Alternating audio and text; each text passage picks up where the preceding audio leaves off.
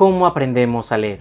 En el campo de la neurociencia, la psicología cognitiva ha identificado dos grupos de factores que determinan el proceso de formación lectora. De un lado, los didácticos, asociados a los métodos con que se nos enseña a acceder al código escrito. Del otro, los individuales, ligados a las características socioculturales de los estudiantes y sus familias. Ambos factores pueden imbricarse de tales maneras que el proceso de formación lectora resulta una experiencia singular para cada aprendiz. Mucho más compleja de lo que parece si se tiene en cuenta que ésta inicia en la primera infancia, cuando niños y niñas aún están reconociéndose como tales y relacionándose con el contexto en que se desenvuelven.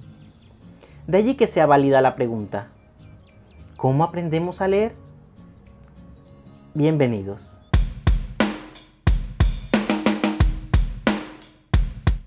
En este episodio nos centraremos en el proceso de enseñanza de la lectura fonética, aquel que está relacionado con el aprendizaje del alfabeto, la combinación de los fonemas que lo integran y su relación con todas las actividades que realizamos. Linnea Henry, doctora especialista en psicología educativa, distinguió 4 etapas en el proceso de enseñanza-aprendizaje de la lectura. Ellas son: etapa logográfica. En este primer momento, la niña, a quien llamaremos Margarita, reconoce palabras por medio de una imagen. Puede que ella no conozca aún las letras de su alfabeto, pero el morfema de la palabra es asociado con un significante en su memoria.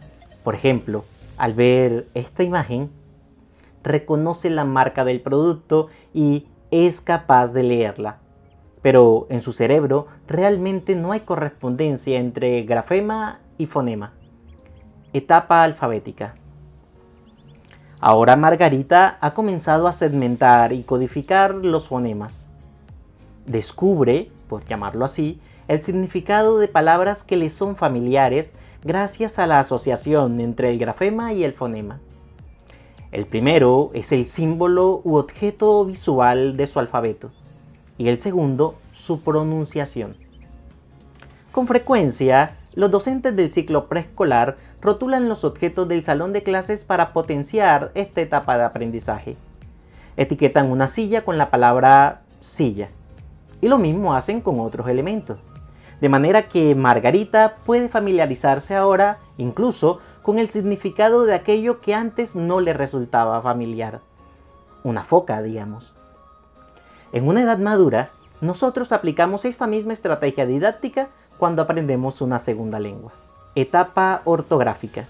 En esta fase, Margarita está familiarizada con el deletreo de las palabras, de modo que las une y separa como si fueran unidades, prescindiendo de las asociaciones fonémicas que anteriormente hacía, es decir, el de letra por letra. Con la práctica, ha aprendido a leer de manera fluida. Y esto es maravilloso, porque ahora Margarita es capaz de ver los patrones ortográficos en un texto y ha aprendido a distinguir el lexema o raíz de una palabra, por lo que puede crear nuevas de esa misma familia, desde asociaciones simples hasta las más complejas. Por ejemplo, mano. Deriva a manos, manito, manota, manotazo, manopla. E incluso puede comprender que la raíz se restringe a manija, manual, manubrio y pasamanos. Etapa expresiva. En esta última etapa, Margarita no solo lee de manera fluida, sino que comprende el uso de los signos ortográficos, hace las pausas pertinentes a la pronunciación, regula la entonación y armoniza su lectura o los diálogos de los personajes al contexto específico del relato que está leyendo.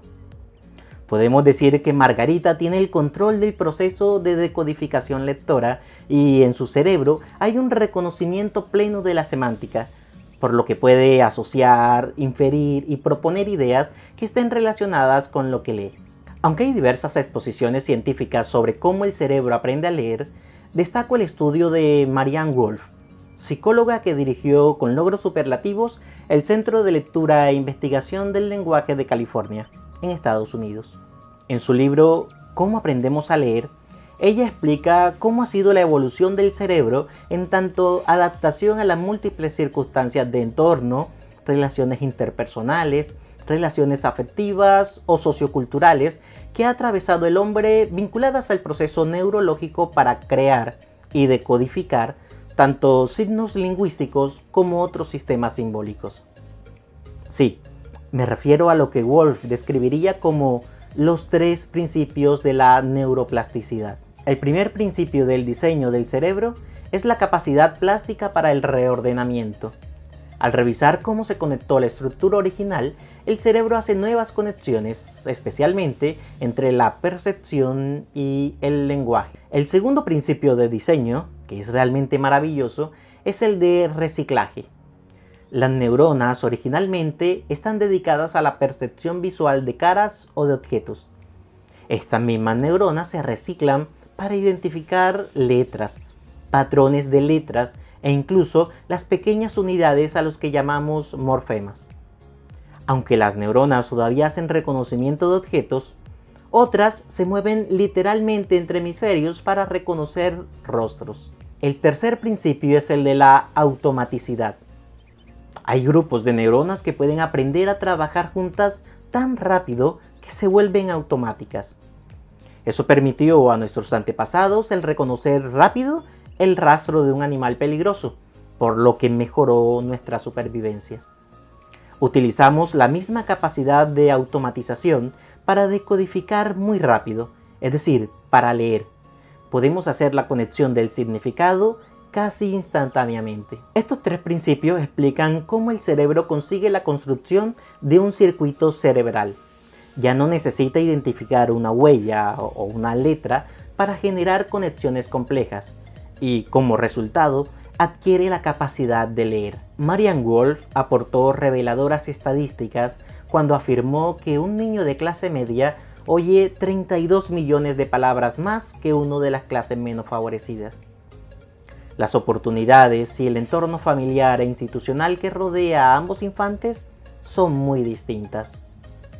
Por lo general, los padres de un niño de clase media tienen acceso a la información y entornos de mejoramiento profesional u ocupacional, lo que se traduce en una crianza que, inconscientemente, abarca mejores herramientas dialécticas y semánticas. Ella escribió: los niños que empiezan el jardín de infancia habiendo oído y utilizado miles de palabras, cuyos significados ya han comprendido, clasificado y almacenado en su tierno cerebro, parten con ventaja en el campo del juego de la educación. Los niños a los que nunca se les lee un cuento, que nunca oyen rimas, que jamás imaginaban luchando con dragones o casándose con princesas, tienen abrumadoramente en contra todas las apuestas. Se hace urgente la necesidad de unir esfuerzos en la creación de programas de formación lectora que trasciendan el concepto tradicional de enseñanza pedagógica, que involucra solamente al niño y al maestro en un entorno netamente escolar. Debemos emprender programas que inserten en medio de esa ecuación la participación activa de la familia, incluyendo a tíos o abuelitos de crianza, mejorando el acceso a la información y garantizando herramientas que acerquen las dos orillas donde se encuentran ambos grupos sociales de niños, y así reducir un poco la brecha. Surge, sin embargo, una pregunta pertinente. ¿Qué puedo hacer para desarrollar la criticidad en mi hijo o en mis estudiantes si ya pasaron esa primera infancia y están en un contexto específico que no puedo cambiar? ¿Hay estrategias pedagógicas que puedo aplicar ahora? En el próximo episodio trataremos este tema. Te invito a seguirnos como Reescriba en las redes sociales. Suscríbete a este canal y activa la campanita para que te puedan llegar las notificaciones. Soy Alberto Rasch y esto es Reescriba, tu mejor elección en la enseñanza de la literatura.